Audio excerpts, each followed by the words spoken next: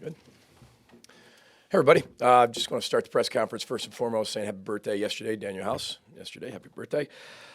Second, at 8 a.m. this morning, Dinkytown Athletes was launched, which is incredibly important for the future of our program, important for college football and all student athletes. A collective was formed to support our student athletes through the ever-changing landscape and world of college athletics as it continues to move. Derek Burns, who's a former player here, and Robert Gagg, whose son is actually a member of our men's basketball team as a GA, are leading this NIL collective. I've met with both of them, and I can't say this enough, how important this is. So calling on all of our donors, our boosters, our fans, our alumni, anybody who supports our program to really look at this collective. It's a call to action to really support our student athletes here at the University of Minnesota in this ever-changing landscape of college athletics as we keep moving forward. So I can't urge people enough to be involved, and this is a wonderful way to be involved, again, with the ever-changing landscape of college athletics, as I keep saying. It's incredibly important as we get into the roster management, building a roster of the future of especially college football into our job of what we need to be able to do as we keep moving forward to create the most elite experience here at the University of Minnesota that we can possibly provide our student athletes on the field, out the field, academically, athletically, socially, and spiritually as we continue to do that. So with that, we'll open up for questions. PJ, defensively, you guys disguised quite a bit at the line of scrimmage. What was the game plan with that, and how did you feel like it was most effective? Yeah, well, first of all, I thought we had a really good defensive game plan. Had to keep some things in front of us, because, we had one time where I think Jaden Reed goes by on a post and, they overthrow it. But that was one of the rare times they went over our head. We knew that we had to be able to change the picture for Peyton. He's a really good quarterback. That's our only chance is to find a way to be able to make the picture change and move people around. And I thought our guys, it's one thing about moving people around. It's another thing, as we said, of changing the call. And then it's another thing of actually executing exactly where you're supposed to be. Where's your landmarks? Where's your drop? Where are you supposed to be? Where are your eyes? So our players deserve a lot of credit for executing that. But just like every week, that's what we keep talking about. This game plan is completely different from the one at Colorado. Colorado's completely different from Western Illinois. Western Illinois is completely different from New Mexico State's. It's taking that one-game championship season.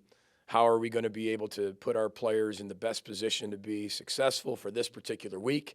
And then how can we practice that all the way through the week so they can execute the game plan the best they possibly can and come to as close as mastering as they possibly can. So I thought Coach Rossi and the defense staff did a really good job of that this week. And the players did a really good job executing it. And again, what was it good enough? How good was it? It was good enough to be 1-0 against Michigan State, period. PJ, given how much you guys focus on blocking out the outside noise and all that stuff, how do you feel about being in the top 25 this week? Well, I think anytime that happens, that's good for the brand of the University of Minnesota, period. It's good for our president. It's good for our admissions. It's good for everything. We are not the most important thing on this campus at this university or even in this town. Made that very clear.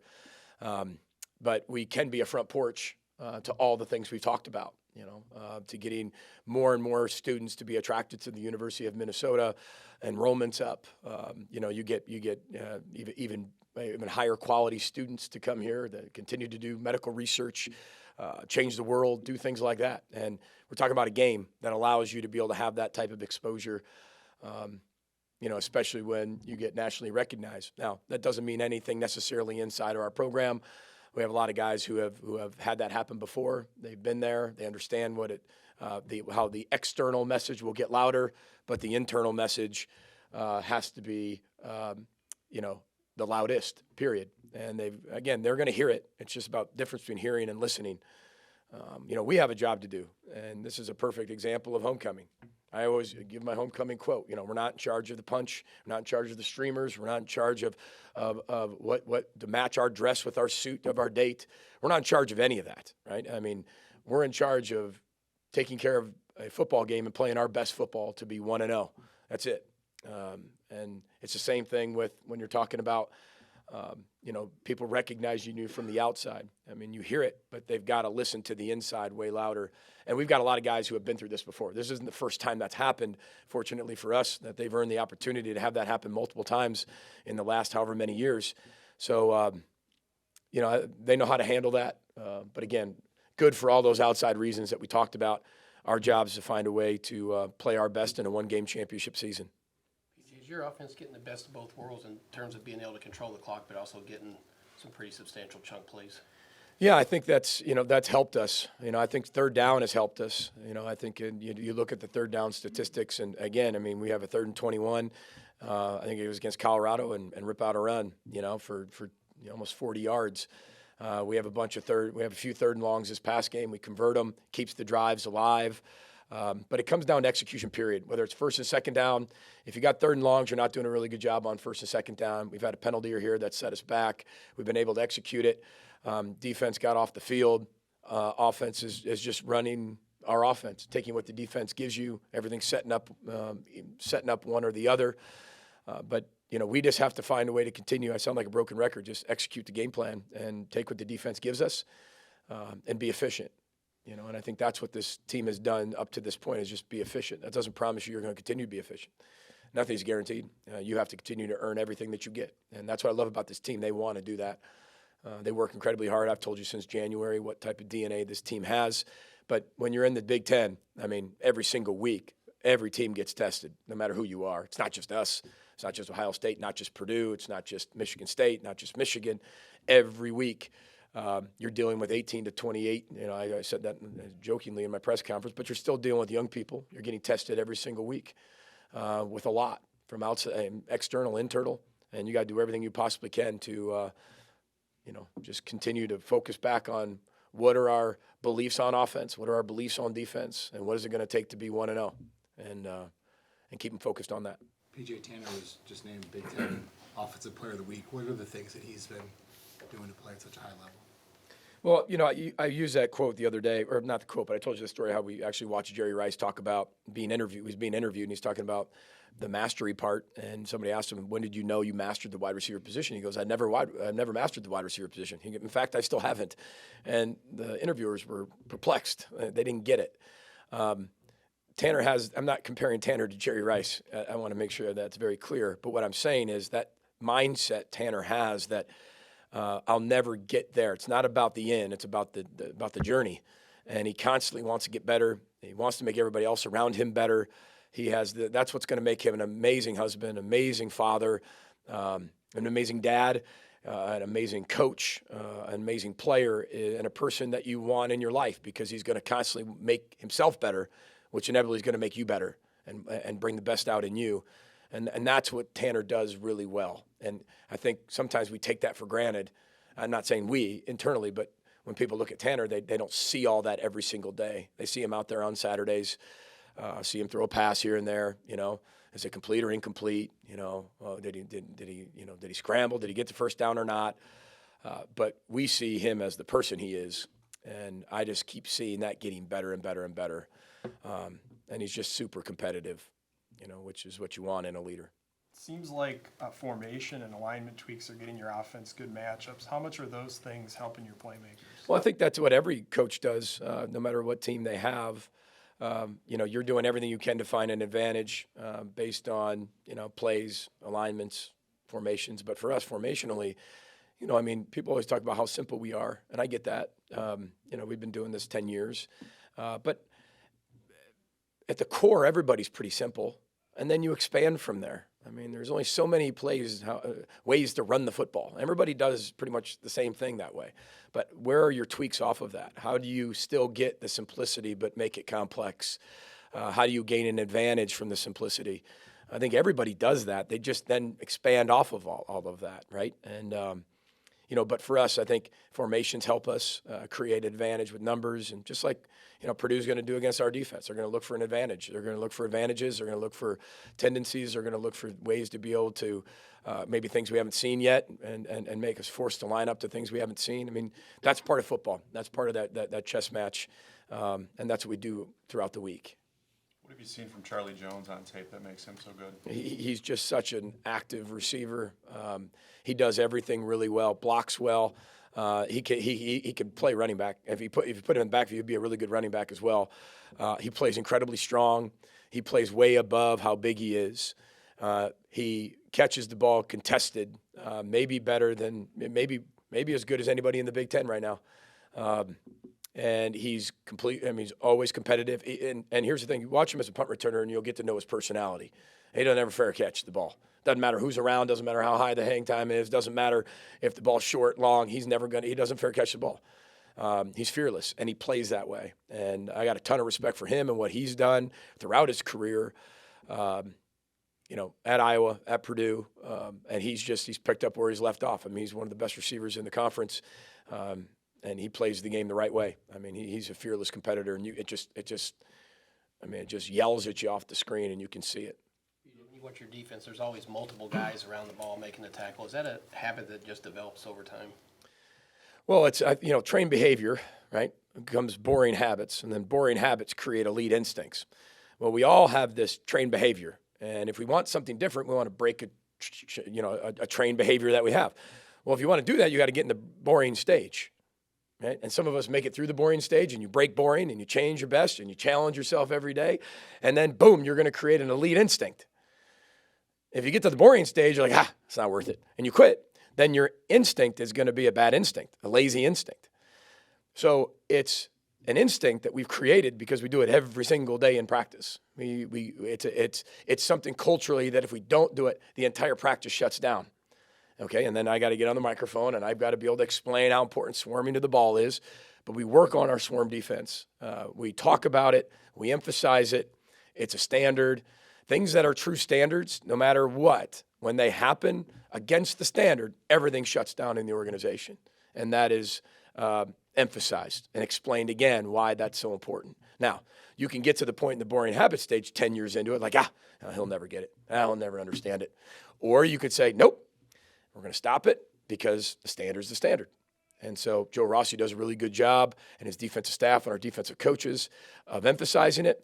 And we have to do it to be successful, and our players want to do it. And that's where that maturity shows up in our football team, because I've seen football teams and I've coached football teams that they have to do it, but not everybody swarms, and you don't have as much success.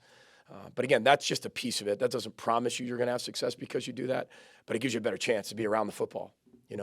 We punch the ball out down there in the green zone, and the ball takes one bounce, and boom, Justin Wally, he's being blocked, actually sets the edge, right, turns the opposite way, and when he turns around, because he's moving towards the ball and swarming to the ball, he don't even know where the ball is. He just turns around and runs. Ball hits him right in the hands, picks it up, and we have a fumble recovery.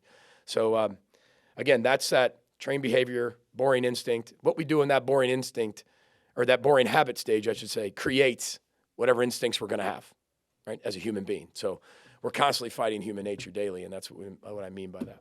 Looking forward to seeing what a stripe out will look like on Saturday? I'm just excited, to be back in Huntington Bank Stadium, period.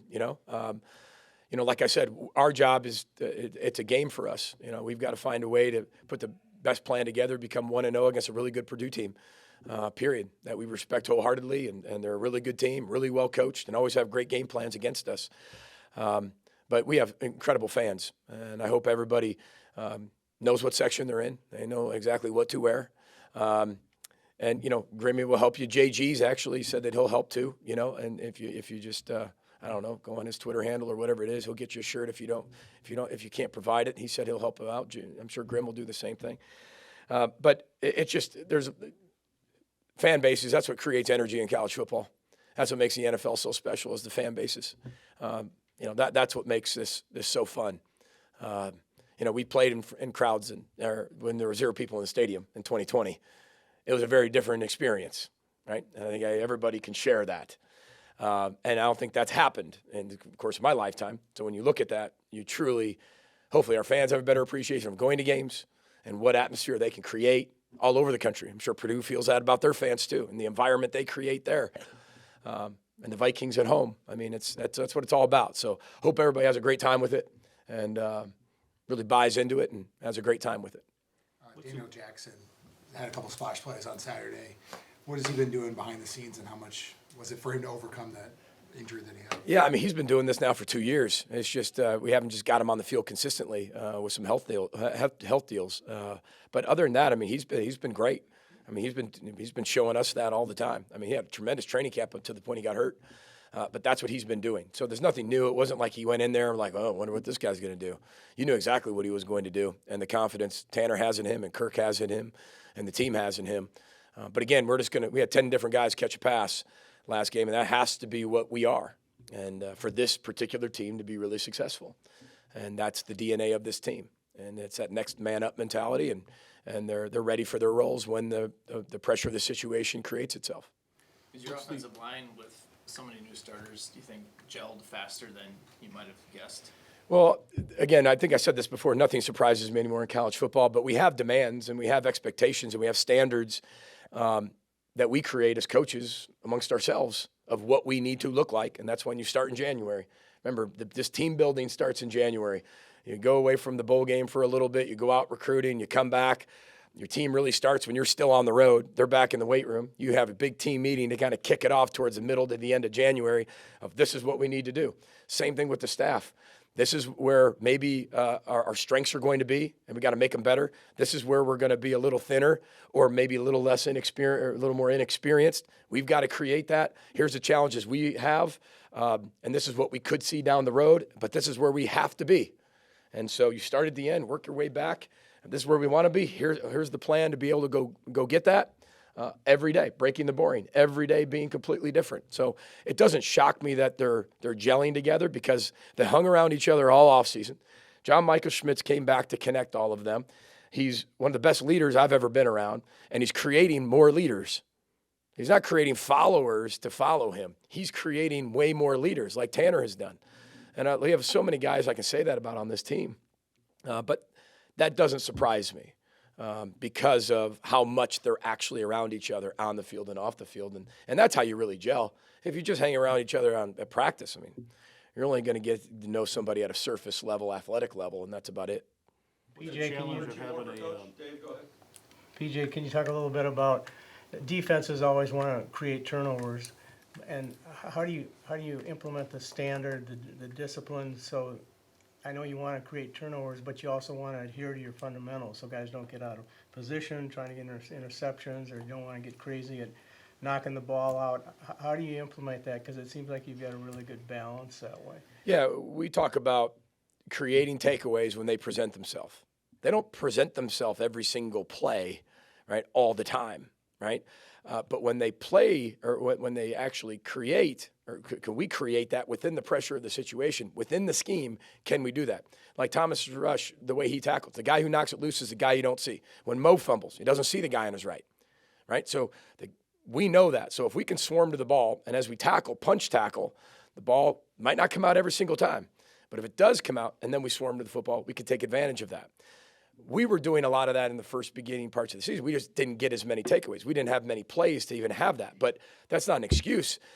But they didn't present themselves as much as, hopefully, as we keep going forward, they will present themselves. There's going to be more plays maybe played in Big Ten ball. And I think you saw that in the last game. When we had opportunities, we did. And then we had guys create plays within their role. So make the play when it presents itself within your job, within the scheme. If you can do that, you're going to be a really good defense. But just to say the only thing that matters is takeaways. I mean, that's, I want you playing really good defense first. A punch is just as good as a takeaway, right? So we want to make sure that we're sound, we play our style of football, and we're really aggressive when the opportunities present themselves and we make the plays. Because part of it's making the play under the pressure of the situation. We'll finish with Mike Graham. What's the challenge when the quarterback for the other team doesn't play the week before and now maybe a question mark? Are they close enough, or do you have to do other preparations for both? Well, first of all, a Jeff Brom coached offense is going to be really good no matter who's a quarterback. It doesn't matter. I mean, he's one of the best X's and O's scheme coaches around. Always has been. I mean, he's very, very talented at getting the most out of his personnel, scheming different teams up. Hard to really get a read from one game to the other because he does such a good job of creating a whole new game plan for that particular opponent. And there's always new wrinkles, and a lot of them. And he's got explosive playmakers everywhere. That's one thing he's done really good, and that staff's done a great job is recruiting really good athletes, transfer portal, in recruiting and high school level. But they're going to be really good no matter who plays at quarterback. Even last week, you look at the numbers, and I mean, you would have thought Aiden was in there because they were so consistent. And both quarterbacks that have been there, multiple years. Been in the system a long time. So we're going to prepare like Aiden's going to play. We got to prepare like you're going to have other quarterbacks play. But that's not going to dictate their play calling. I know Jeff really trusts his quarterbacks and has a lot of really good ones in his system. And they work it really well when you watch that film consistently. One thing is they have consistent quarterback play no matter who's in there. All right, thank you, everyone. You got it. Row the boat, Sky. Go Gophers. Thanks, everyone.